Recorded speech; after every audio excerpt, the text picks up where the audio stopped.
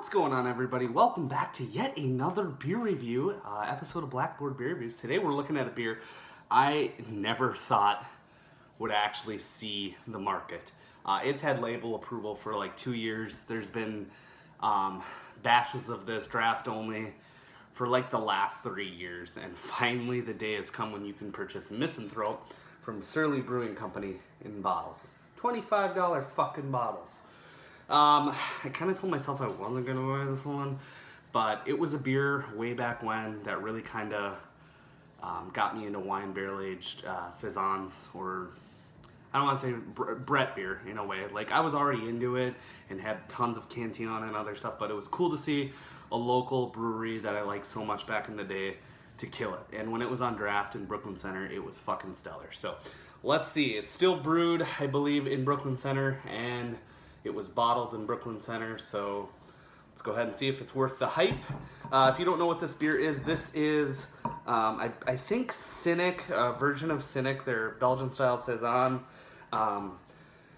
aged with Brettanomyces. I don't know which strains, I forget, and then aged in white wine oak barrels, and then blended and bottled. So I'm pretty excited to get into it.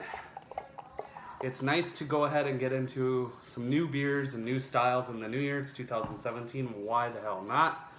Sick ass bottle art, by the way. Like, wow. This beer pours out a cloudy, looks like Cynic in the glass. Definitely cloudy, big fluffy 2-finger head, really tight bubbles.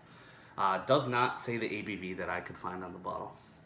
But yeah, so it says this Belgian-style Saison Ale is aged in oak barrels with Brettanomyces golden color. It has notes of tropical fruit wrapped in an oaky horse blanket. And you know, other stuff that combined to produce a blah blah blah to create blah and etc. It is best served cool and enjoyed alone or with a tolerated companion. I've got to go out and say that is one of the worst possible descriptions on the back of a bottle. So let's hope the beer's a little bit better. Let's go ahead and dive into the nose. Oh yeah, that's nice. That smells... Ooh. He used to have this really crazy melon character. But yeah, I do get tons of like fruit. Kind of like cantaloupe, green apple. There's definitely some funky horse blanket going on, like that wet hay. There's a fruitiness in here that I can't put my fingers on. Definitely getting some white wine and some oak. Some tannins. Some musty earth, wet earth, if you will, seriously. But yeah, there's like this peachy maybe? I don't know. It's got me perplexed, but let's go ahead and taste it. Cheers, guys. Thanks for joining for another review.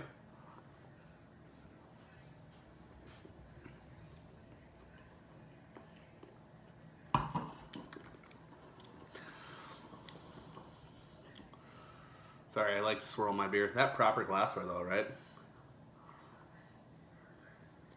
I think there might actually be a Misanthrope glass. They brand every glass now, but... So there's kind of a funny story in beer and sour beer lately. Embrace the Funk from Yazoo Brewing came out with a beer that says Brett doesn't equal sour, and some guy trashed it on Untappd, and then he went off educating the consumer about how Brett doesn't make all beer sour, and that Brett does. It's like Saccharomyces. It ferments. It doesn't just equal sour. It's not lactic acid bacteria. It's not any sort of bacteria, but there are strains of Brett that help make beer tart, and I'm sure there are microbes in the barrels that help bring some of the pH down for souring. But this beer is a perfect example of why you should not expect this to be sour. It's definitely tart, but it's more on the funky, oaky side. It's goddamn drinkable though, I will say that. I mean, it's definitely got some tart characteristics on the side of the palate. I'm getting a lot of like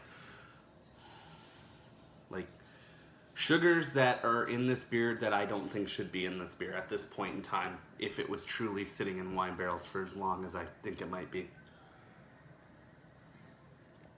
I'm getting some sweetness, some residual sweetness from malts. I'm getting those Belgian funky flavors from the Brett. It's very, very earthy and like wet haze, seriously. Band-Aidy. But then it's got some nice fruit, some nice white wine, some...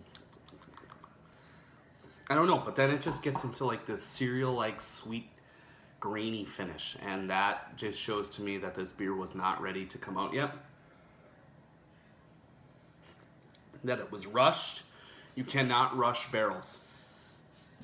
I mean, maybe this is what they were going for, but if I was going to throw a Saison into wine barrels and add a couple strains of Brett and see what happens, especially given that they know what those barrels could do back with previous batches of this, it's a pretty big letdown to me to get this as the final product. Even the batch at the brew hall upstairs for the brewer's table was better than whatever this is. So this early slide continues into 2017. What I mean by that is I have just not been enjoying their beers nearly as much. It's a marketing ploy at this. You know, this is beautiful. Wax is on point, bottling's on point, pricing sure fuck isn't. There's no reason this should cost $25. This is an absolute crime against humanity. This beer, as a quality as it stands inside this bottle, max 13 bucks, slap in the face. And that might be one of my last early purchases out there in darkness, in barrel-aged darkness this year. I'm just not going to keep taking a chance. 10 was awful, and yeah. Not saying Todd Haug was like the savior there. I mean, this is probably a beer he helped brew and create, but this is not ready for the masses. That begs the question, should you lay one of these down for a couple of years? You know what, I might pick up another one. There is a good chance it'll sit at my liquor store for like a year, just like Pentagram. They clearanced out Pentagram, so if that says anything. You get Pentagram for like 14 bucks.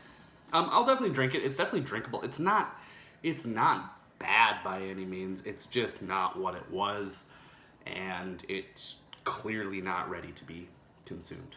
I mean, not gonna hurt you drinking it. That's not what I mean. It's just, if you know what this should be, yeah. Anyways, I'm done ranting, guys. Score on Misanthrope, I don't know. More like a 85 out of 100. I think it's like a B level effort.